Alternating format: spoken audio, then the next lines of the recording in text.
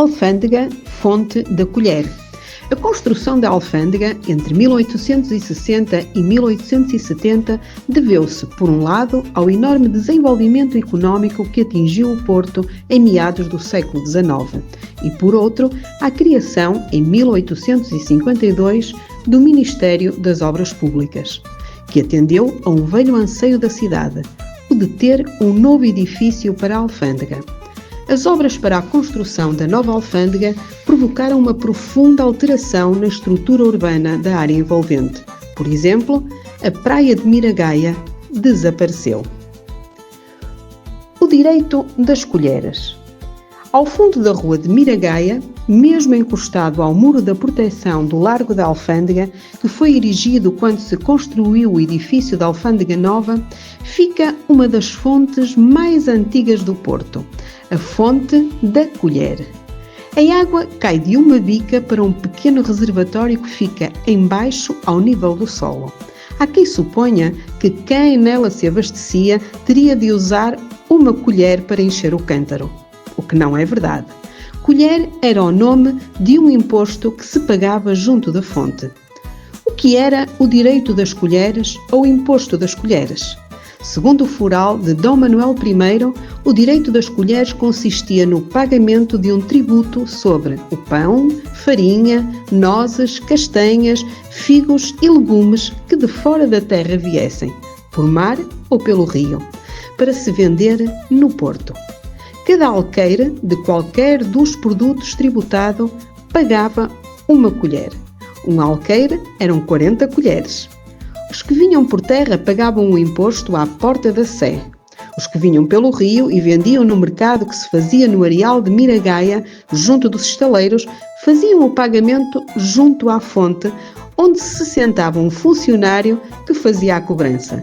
Daí o nome Fonte da Colher. Alfândega, fonte da colher. A construção da alfândega entre 1860 e 1870 deveu-se, por um lado, ao enorme desenvolvimento económico que atingiu o Porto em meados do século XIX e, por outro, à criação, em 1852, do Ministério das Obras Públicas, que atendeu a um velho anseio da cidade, o de ter um novo edifício para a alfândega. As obras para a construção da nova alfândega provocaram uma profunda alteração na estrutura urbana da área envolvente. Por exemplo, a praia de Miragaia desapareceu. O direito das colheres. Ao fundo da rua de Miragaia, mesmo encostado ao muro da proteção do Largo da Alfândega, que foi erigido quando se construiu o edifício da Alfândega Nova, fica uma das fontes mais antigas do Porto, a fonte da colher. A água cai de uma bica para um pequeno reservatório que fica embaixo ao nível do solo. Há quem suponha que quem nela se abastecia teria de usar uma colher para encher o cântaro, o que não é verdade. Colher era o nome de um imposto que se pagava junto da fonte. O que era o direito das colheres ou imposto das colheres? Segundo o fural de Dom Manuel I, o direito das colheres consistia no pagamento de um tributo sobre o pão, farinha, nozes, castanhas, figos e legumes que de fora da terra viessem, por mar ou pelo rio, para se vender no Porto. Cada alqueire de qualquer dos produtos tributado pagava uma colher. Um alqueire eram 40 colheres. Os que vinham por terra pagavam o imposto à porta da Sé. Os que vinham pelo rio e vendiam no mercado que se fazia no areal de Miragaia, junto dos estaleiros, faziam o pagamento junto à fonte, onde se sentava um funcionário que fazia a cobrança. Daí o nome Fonte da Colher. Miragaia tem também muitas histórias que testemunham a passagem de povos de diferentes culturas que se misturaram com a cidade e deixaram a sua marca no nome das ruas, vielas, escadas e nas lendas sobre a cidade. Na rua de Miragaia, do lado direito, sob os arcos de Miragaia, vemos a entrada do edifício que alberga atualmente os escritórios da empresa de turismo fluvial Douro Azul. Funcionaram aqui os armazéns da Real Companhia Velha, como era também conhecida a Companhia Geral da Agricultura das Vinhas do Alto Douro. A viela da Companhia e a Rua das Escadas dos Armazéns, naquela zona ribeirinha, recordam ainda a existência desses armazéns da Real Companhia Velha. Avançando 50 passos até ao pequeno largo no final da rua, vamos encontrar a entrada para as Escadas do Monte dos Judeus. O nome desta rua evoca o tempo em que a comunidade judaica esteve instalada nesta parte da cidade e em que tinha por aqui o seu cemitério, o célebre Almokávar, e a sinagoga. A Rua da Arménia testemunha a presença de outros grupos humanos na cidade. Os descobrimentos portugueses tiveram nesta cidade o seu impulso. Dos estaleiros portuenses saíram muitos dos barquitos que andaram à séria por esse mundo fora a partir do século XIV. Mas muito antes, já frotas tinham seguido por rios e mares, que para além do comércio, aproveitavam para dar cabo da cabeça a mouros e simpáticos piratas que lhes apareciam pela proa. Assim sendo, e conhecendo a fama da cidade, um grupo de comerciantes arménios e também gregos, segundo uns, fugidos das perseguições de Constantinopla, aportaram em Miragaia em 1453, onde se refugiaram. Certamente que a convivência destes grupos foi marcada por momentos de partilha e entreajuda, mas também pelas inevitáveis discórdias. Há uma história que mostra, no entanto, como todos souberam unir-se no momento em que a cidade e o país precisaram. Tripas à moda do Porto. Foi exatamente na preparação da expedição a Ceuta que nasceu a alcunha Tripeiros, que ainda hoje é sinónimo de orgulho das gentes do Porto. Os portuenses nunca regatearam esforços, nem mesmo sacrifícios, quando se tratou de servir a pátria. Naquele ano de 1415, quando chegou a hora de abastecer os barcos, os habitantes do Porto abateram um considerável número de cabeça de gado. Mandaram para as naus as carcaças devidamente acondicionadas em camadas de sal para a sua conserva e ficaram com as peças de carne mais pequenas, os miúdos, as vísceras ou tripas, que souberam aproveitar para confeccionar esse delicioso prato tipicamente portuense e que é hoje conhecido como tripas à moda do Porto. Prince Henry's house, also known as the Old Customs House, is a historical landmark in Porto. Originally constructed in the 14th century, the building served as a customs house and mint, with most of its current form resulting from a significant 17th century renovation. The name House of the Prince stems from a local tradition that claims it was the birthplace of Prince Henry the Navigator in 1394. Henry was the third surviving son of King John I and his wife Philippa, sister of King Henry IV of England. He was baptized in Porto and may have been born there, probably when the royal couple was living in the city's old mint, now called Casa do Infante, Prince's House, or in the region nearby. The original customs house was built in 1325 by royal decree on the remnants of a Roman villa and was operational by 1327. In 1354, during King Afonso IV's reign, the construction of the new medieval courthouse began as part of a conflict between the king and the Bishop of Porto over the taxation of goods on the River Douro. Located in the river bank, the structure not only minted coins, but also functioned as a warehouse and residential space for employees. Over the years, the building has been refurbished more than once to fit the needs of the new inhabitants, which in turn makes it an interesting mixture of architectural styles. More recently, it has been the focus of archaeological research, which has revealed Roman foundations along with the incredible mosaics currently displayed at the museum, which features interactive displays in both English and Portuguese. The house is located in Rua do Infante, former Rua dos Ingleses.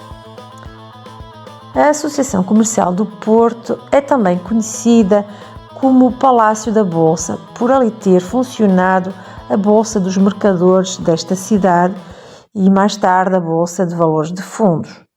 O palácio foi construído no local onde tinha existido o Mosteiro dos Monges Mendicantes da Ordem de São Francisco, fundado em 1233. Há quem diga que os frades, apoiantes acérrimos de Dom Miguel, atearam o fogo ao convento antes de fugirem. Foi sobre as ruínas do edifício religioso que a Associação Comercial do Porto construiu a sua sede. É um belo edifício de estilo neoclássico, caracterizado pela sobriedade e elegância de estilo. O edifício foi custeado pelos próprios comerciantes portuenses e foi inaugurado em 21 de novembro de 1891 por Dom Carlos e Dona Amélia.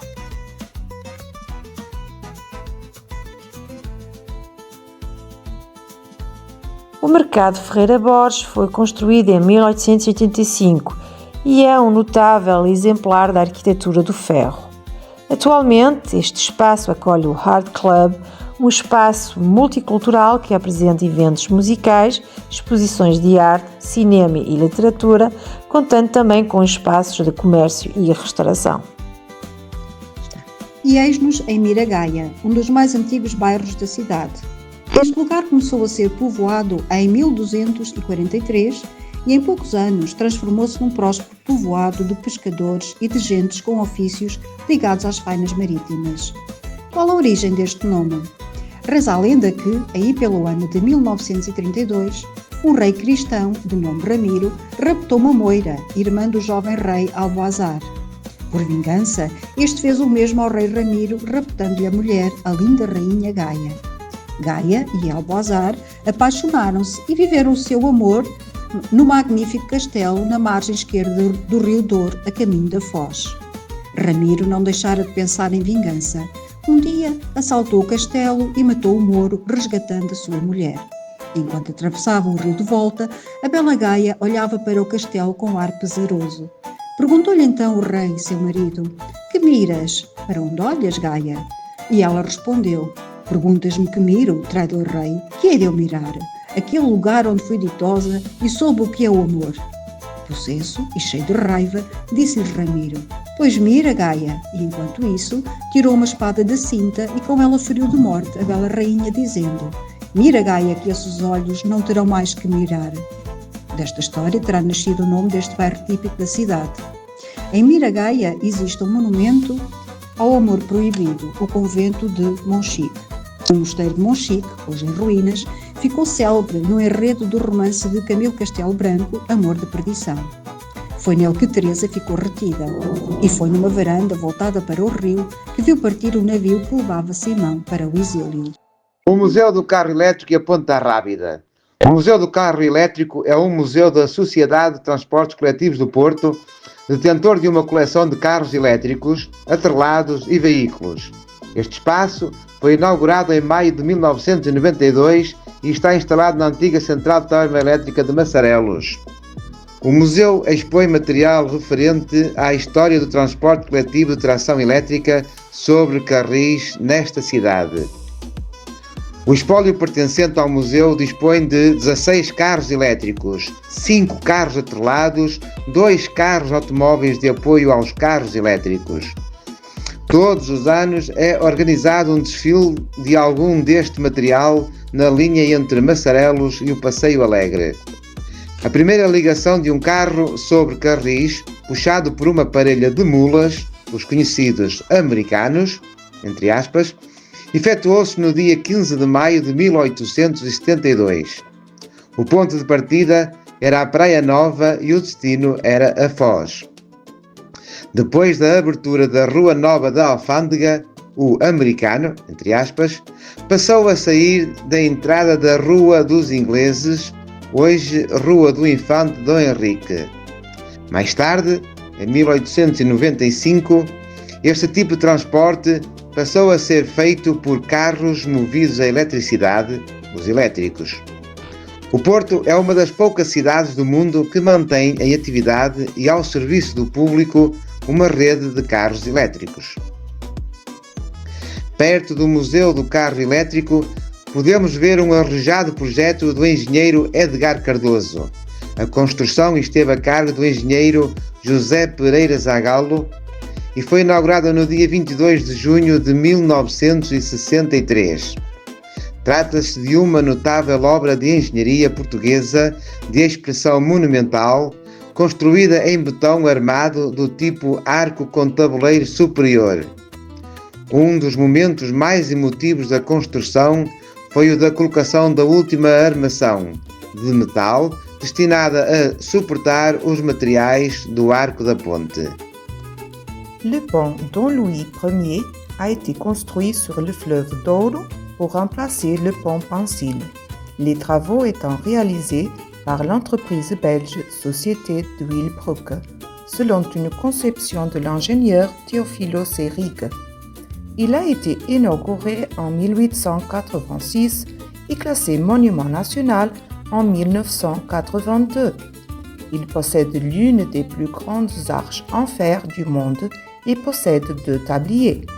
Actuellement, le tablier supérieur est traversé par l'une des lignes du métro de Porto et le tablier inférieur de 174 mètres de longueur pourrait être l'un des passages pour rejoindre Vila Nova de Gaia en voiture ou à pied.